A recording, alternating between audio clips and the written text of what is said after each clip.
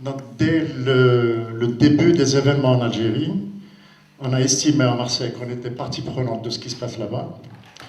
Donc, on a eu l'initiative de créer un collectif qui s'appelle le Collectif pour une alternative démocratique et sociale en Algérie, CATSA. C'est un collectif qui a très peu de moyens, mais qui est très dynamique. Donc, nos activités sont essentiellement des rassemblements tous les dimanches. On se rassemblait sur le Vieux-Port, maintenant c'est Porte d'Aix. On a fait quelques marches, c'est-à-dire quand il y a du monde, on marche, quand il n'y a pas du monde, on reste immobile, on reste statique.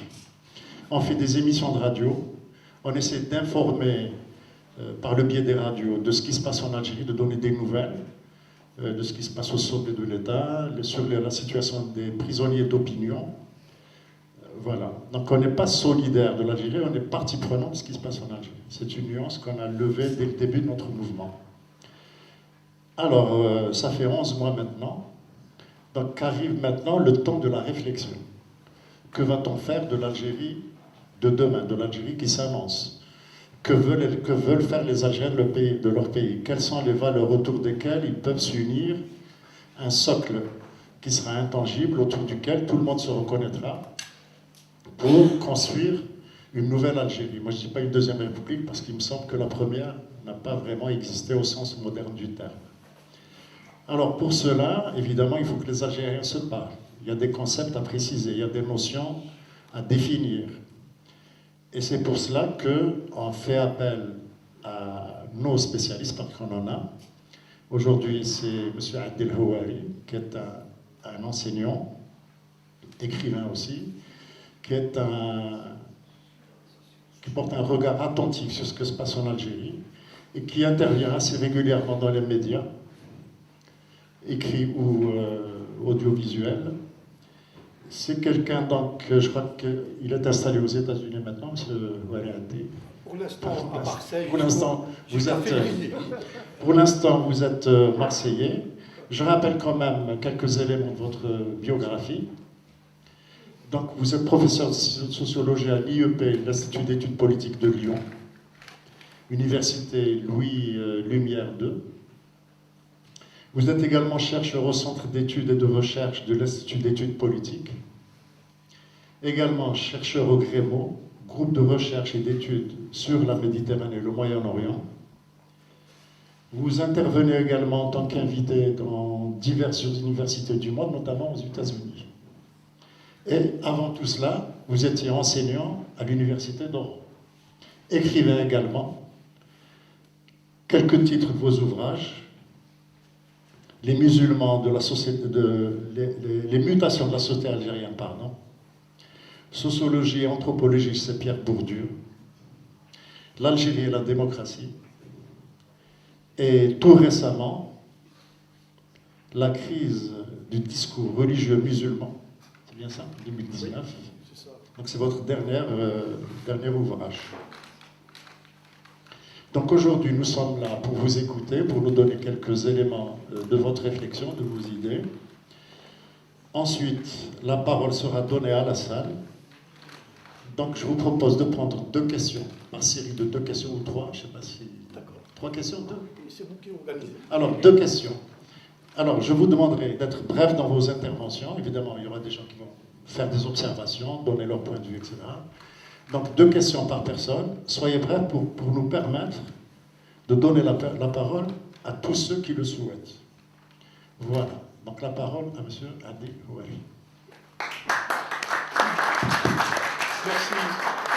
Merci Zoé. Je vais me lever parce que ça, je vais voir ceux qui sont derrière. Merci Zoé.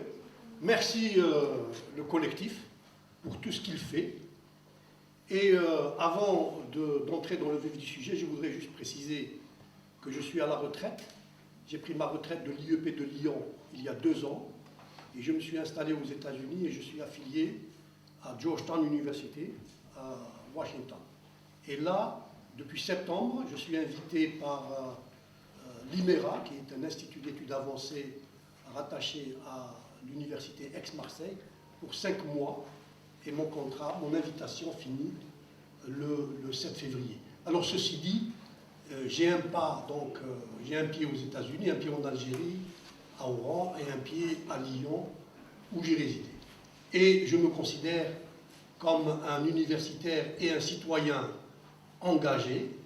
C'est très important de s'engager, surtout dans ce mouvement. Je ne vous cache pas que, comme beaucoup d'entre vous, avant le 22 février, nous pensions que l'Algérie ne se relèverait pas avant 20 ans ou 30 ans. On était désespérés. Et fort heureusement, il y a eu le miracle de cette jeunesse merveilleuse qui, en millions de personnes, un 22 février, a dit « trop, c'est trop, nous voulons maintenant reconstruire ce que le rêve qui a été détruit, le rêve de novembre 54. » Alors, ce Hirak, certaines personnes préfèrent ne pas utiliser ce mot. Hirak veut dire mouvement en arabe. C'est un mouvement social. Mouvement. Haraka baraka.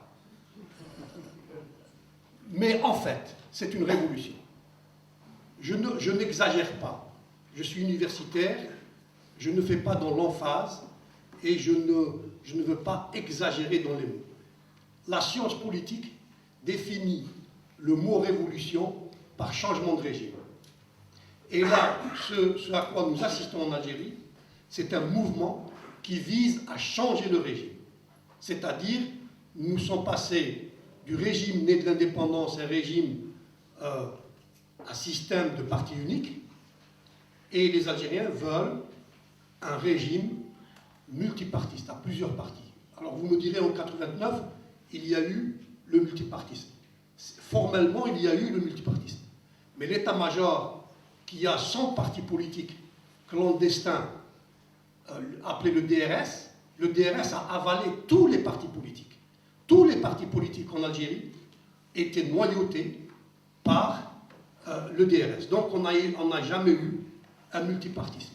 Les Algériens maintenant demandent un régime multipartiste. Alors évidemment, ce n'est pas après la victoire du Hirak que tous les problèmes vont s'évaporer. Comme l'a dit Winston Churchill, la démocratie, ce n'est pas l'idéal, mais c'est le moins mauvais système. Les Algériens veulent le moins mauvais système. C'est-à-dire, qu'est-ce qu'ils veulent? Ils veulent désigner leur président. Ils veulent désigner leurs députés. Ils veulent désigner leur maire. Et ça, c'est possible. Et c'est pour ça que le Hirak va réussir, et c'est déjà une réussite. Le fait que le régime n'est pas arrivé à mettre fin au Hirak signifie que le Hirak est une victoire. Parce que ce que veut le régime, c'est de mettre fin à ce Hirak. Le Hirak, par son nombre, par sa maturité, par son pacifisme, par son ancrage dans la mémoire nationaliste, est un cauchemar pour les dirigeants, pour les généraux. Parce que c'est un peu comme dans un couple. Et un des deux conjoints ne veut plus vivre en mariage. Et si vous voulez, le Hirak, en quelque sorte, il hachem les généraux. Les Algériens, talgo les généraux. Ils sont au 48e tel. Et donc, les généraux vivent dans le cauchemar. Alors, dire que le Hirak a échoué, ce n'est pas vrai. Le Hirak, on pourra dire que le Hirak aura échoué lorsque ce sera arrêté et lorsque la répression gagnera. Ceci, c'est comme, j'irai assez vite, mais il y aurait beaucoup de choses à dire. Ceci est comme une vaste introduction. Pour comprendre la vitalité du Hirak, et on a vu à travers les slogans à Tizi Ouzou, qui étaient les mêmes à Soukharas, à Tébessa, à Constantine, à Oran, à Tlemcen, c'était les mêmes, et avec un génie populaire, avec une maturité extraordinaire, une vivacité. Alors, pour bien comprendre ce Hirak, il faudrait le restituer dans l'histoire de l'Algérie. Il faut le restituer dans l'histoire de l'Algérie. Et il faut aussi le considérer comme un élément dans le processus de construction de l'État. L'État ne se construit pas en 50 ans ou même en 100 ans.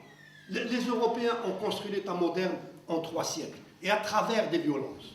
Donc, le processus de construction de l'État moderne en Algérie a commencé le 1er novembre 1954. Et il a été concrétisé par l'indépendance et des vicissitudes historiques ont fait que c'est l'armée qui a voulu construire cet État et elle l'a mal construit, elle l'a coupé de la population. Qu'est-ce que ça veut dire théoriquement? L'État, c'est les 3 pouvoirs, pouvoir exécutif, pouvoir législatif, pouvoir judiciaire. Schématiquement, c'est ça l'État. C'est ça l'État moderne. En 62, ce qui s'est passé, il y a eu un pouvoir exécutif mis en place par sa branche militaire. L'armée est une branche du pouvoir exécutif. Et donc, de l'indépendance jusqu'à nos jours, c'est la branche militaire du pouvoir exécutif qui désigne le président, les maires, les députés, etc., et qui régit toute la vie politique, en niant aux Algériens de faire de la politique. Il est interdit de faire de la politique en Algérie. On peut faire de la fausse politique, mais pas de la vraie politique. C'est quoi la vraie politique? C'est le terme anglais accountability. Demander à rendre des comptes quand on a géré des institutions publiques. Et demander à un général d'obéir à la loi. Et donc, quel est l'objectif du Hirak? D'après ce que...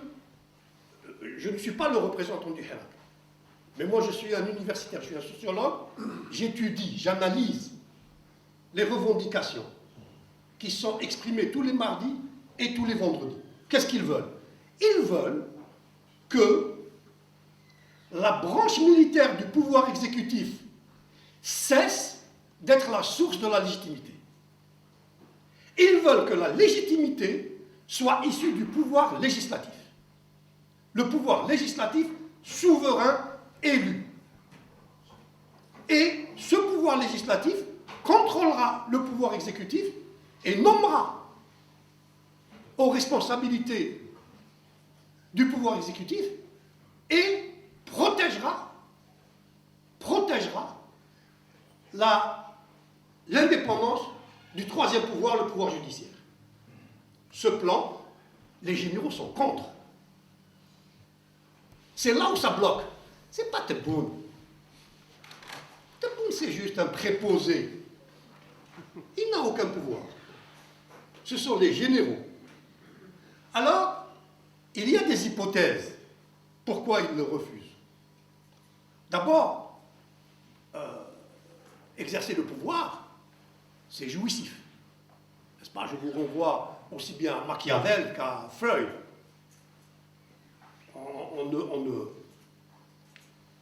Mais il y a une deuxième raison qui est beaucoup plus profonde pour le cas algérien. Les généraux algériens, au moins à 30 ou 40%, sont impliqués dans les affaires, dans les affres de la décennie noire. Et donc leur plan, c'est de faire élire pendant 5 ans Tebboune et probablement 10 ans, le temps qu'il parte, le temps que la biologie fasse son œuvre et qu'il disparaisse. Mais les jeunes Algériens, et quand je dis jeunes, c'est la génération entre 25 et 50 ans, n'ont pas le temps. Ils ne veulent pas attendre 5 ans ou 10 ans. Le Hirak est prêt à négocier la transition. Il y a eu, la science politique montre qu'il y a eu des transitions de régime autoritaire à régime démocratique qui ont réussi. L'Amérique latine, Pinochet, le Chili, les généraux argentins. Lorsque les généraux algériens seront dans la disposition d'accepter le principe des réformes, il va y avoir des représentants du Hirak qui vont négocier avec eux une sortie de crise. Je n'en sais rien. Moi, je suis sociologue, je ne parle pas au nom du Hirak. Mais il est possible d'envisager des sortes d'immunité. Ça se négocie. Tout cela se négocie. Une transition, ça se négocie. D'ailleurs, si le fils a perdu, ou plutôt en 92, a fait qu'il y a eu l'annulation des élections, c'est parce que les dirigeants des islamistes, ils avaient des discours revanchards, de vengeance, et s'ils avaient négocié l'immunité avec les généraux, et à l'époque ils n'avaient pas tué autant, peut-être, je ne sais pas, on ne refait pas l'histoire. C'est une théorie, c'est une hypothèse théorique, peut-être. C'est pour cela que, lorsque les généraux seront dans la disposition pour négocier une transition, parce que les Algériens veulent une transition. Ils ne veulent pas de changement dans le régime. Ils veulent un changement de régime. Ils veulent un changement de régime. Quelle est la stratégie ou le plan de l'état-major et des militaires? Parce que, bien sûr, ils ne le disent pas. Mais vous savez, la vie politique, c'est des actes, c'est des actes. Et on analyse la vie politique à travers les actes. Ils disent, écoutez, on va accompagner le Hirak. C'est vrai que les civils que nous avons désignés pour être Premier ministre, Président, ministre, etc., il s'avère que ce sont des corrompus, des voleurs, etc. Le Premier ministre Ouyahia, il s'est retrouvé, sans le savoir, paraît-il, avec 300 milliards de centimes sur son compte. Alors les généraux, ils disent, bon, d'accord, on a fait des bêtises, on a nommé des civils qui n'étaient pas dignes. On les a mis en prison. On va mettre d'autres. Et le Hirak, les Algériens disent non. Nous ne voulons plus que ce soit vous qui désignez des civils pour diriger l'État. Nous voulons que les civils sortent des urnes. Voilà où ça coince. Alors, les généraux ne parlent pas. Et ils disent, maintenant, vous savez, hier, le vendredi hier, les gens n'acceptent plus cette fiction. C'est une fiction. Tebboune est une fiction.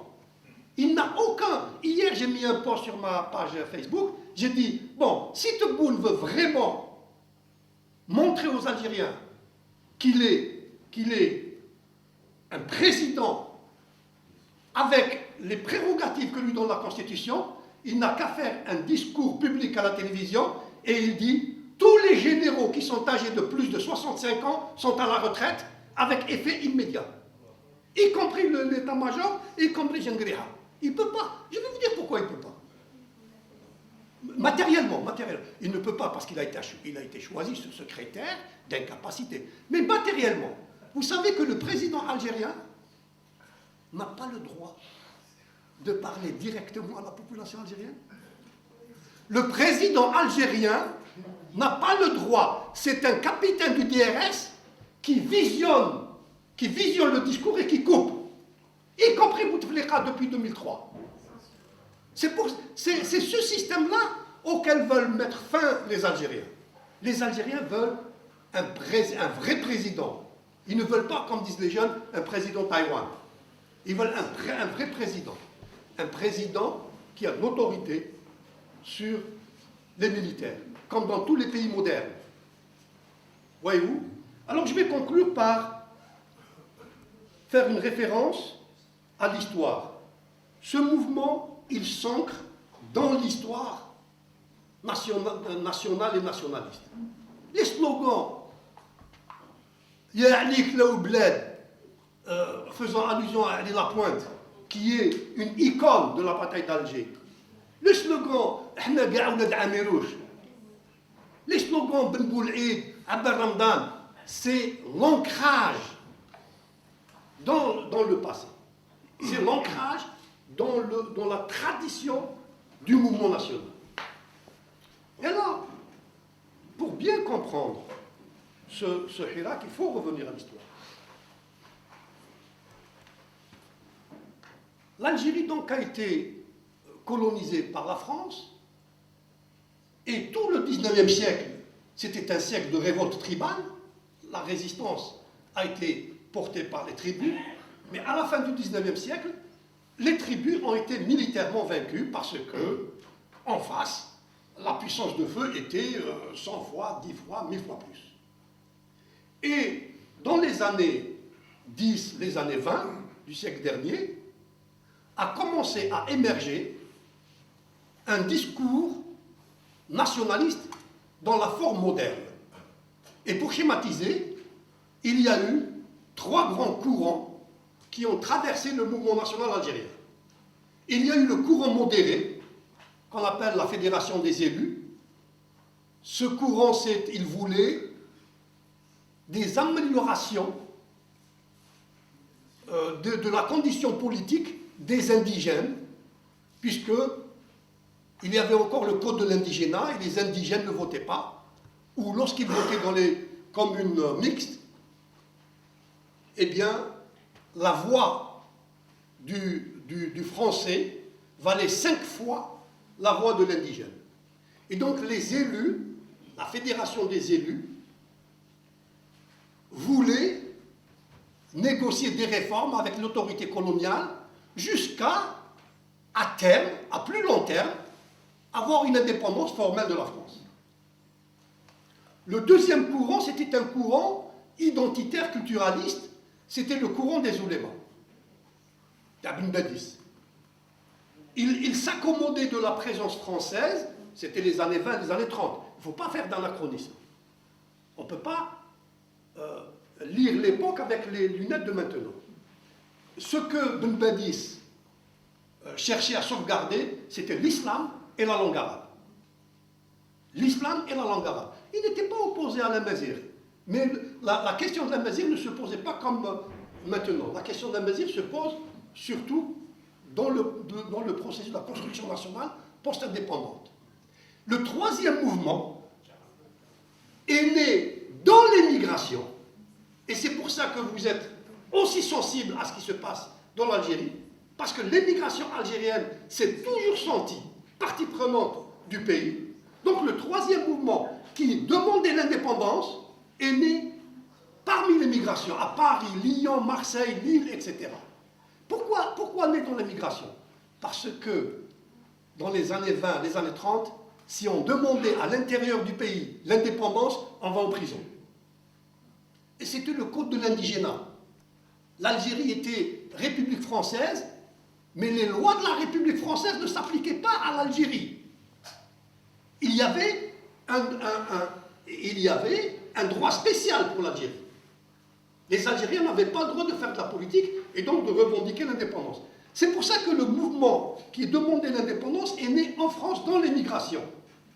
Et ces 3 mouvements, ces 3 courants, identitaires islamistes ou culturels, réformistes et nationalistes, avaient pour objectif la construction d'un État moderne, d'une république moderne, avec des modalités différentes et dans le respect évidemment des intérêts des classes sociales qui portaient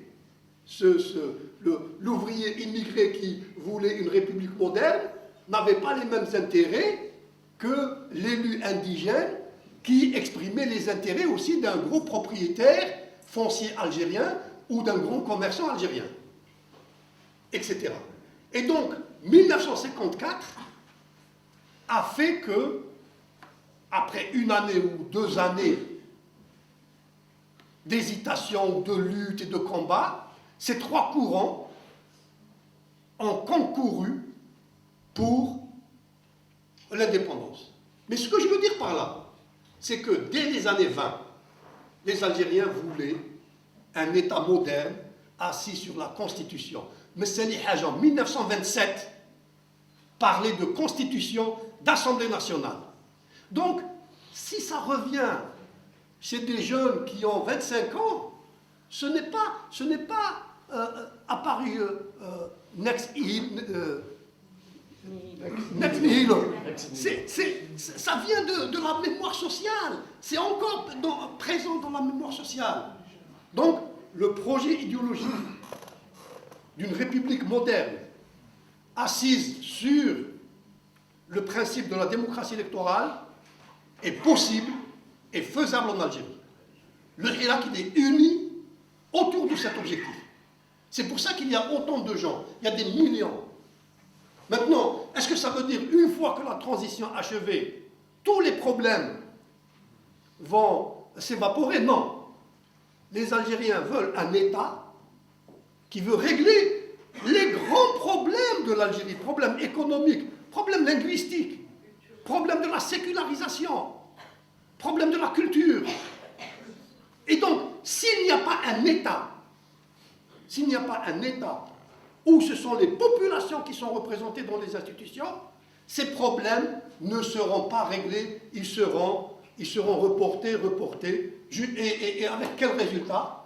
Les haragas. C'est ça le résultat. Et donc, ce Hirak, Baraka, comme on dit, ce Hirak, c'est une chance divine. Et il réussira. Et il réussira parce qu'il est pacifique, parce qu'il y a de la détermination. Yahna yantouma. Yahna yantouma, ça veut dire. Yahna yantouma, c'est sorti de l'Hamri, de Bab el-Ouad, de Sidi Rachid, etc. C'est où c'est vous, c'est nous. Ou bien, c'est les 20 généraux qui dirigent l'Algérie qui démissionnent ou qui partent à la retraite, ou bien c'est les 40 millions d'Algériens qui disparaissent. Voyez-vous? Et le Hirak réussira. Je vous remercie.